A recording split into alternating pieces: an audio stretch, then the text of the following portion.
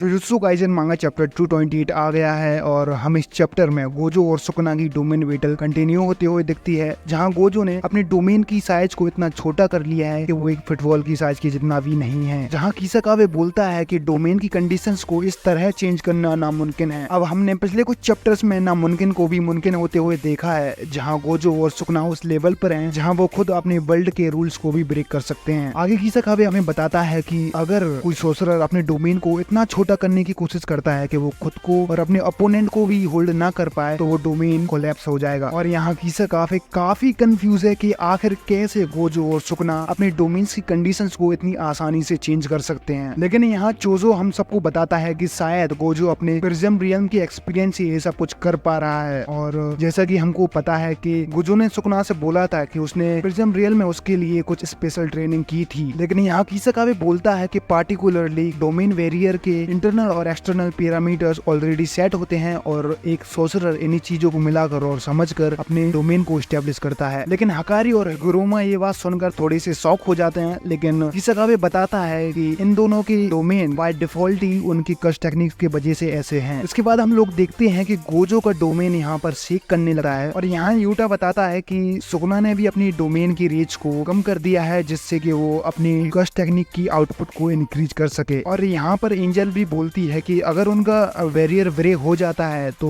वो एक स्टेटमेंट पर तो पहुंच ही जाएंगे। लेकिन किसाकावे बोलता है कि अगर ऐसा कुछ होता है तो गोजो के पास कोई और ऑप्शन नहीं होगा और शायद वो हार जाएगा। लेकिन हमें यहाँ जिसका डर था वही होता है और एक बार फिर सुकुना गोजो के डोमेन को डिस्ट्रॉय कर देता है। अब यहाँ पर सारे के सारे लोग काफी शॉक्ड हो जाते हैं कि आखिर ये हुआ क्या, और हम लोग यहाँ पर देखते हैं कि सुकुना का डोमेन भी डिस्ट्रॉय हो चुका है और हम उसकी चेस्ट पर एक होल देखते हैं। हम लोगों को यहाँ बताया गया है कि सुकुना ने गोजो के डोमेन को बाहर से डिस्ट्रॉय कर दिया और गोजो ने सुकुना को उस टाइम पर डैमेज किया जब वो अपने डोमेन को मेंटेन नहीं कर पा रहा था। और यहाँ किसाकावे बोलता है कि गोजो और सुकुना दोनों के डोमेन कोलैप्स्ड हो चुके हैं, तो वो दोनों अपनी कस्ट टेक्निक का यूज नहीं कर पाएंगे। और माकीमा बोलती है कि गोजो पहले हमला कर सकता है क्योंकि वो अपनी वर्न आउट कस्ट टेक्निक को दोबारा से रिवर्स कस्ट टेक्निक से रिस्टोर कर सकता है। लेकिन यहाँ एंजल बताती है कि सुकुना किसी भी चीज को एक बार देखते ही उसे आसानी से लर्न कर सकता है और यूज कर सकता है। और यहाँ हमें एक बहुत बड़ी बात पता चलती है कि एक्चुअली कंजाकू ने सुकुना की हेल्प की थी उसे एक और ऑब्जेक्ट में कन्वर्ट करने के लिए। इसके बाद हम गोजो और सुकुना को एक बार फिर से हैंड टू हैंड कॉम्बैट में एंगेज होते हुए देखते हैं, जहाँ गोजो ये सोचता है कि आखिर क्यों सुकुना ने अपने डोमेन के अलावा किसी और कस्ट टेक्निक को यूज क्यों नहीं किया, या फिर उसने महारागा का यूज क्यों नहीं किया। और यहाँ पर हम लोग देखते हैं कि गोजो बेहोश होने वाला है और उसकी नोज से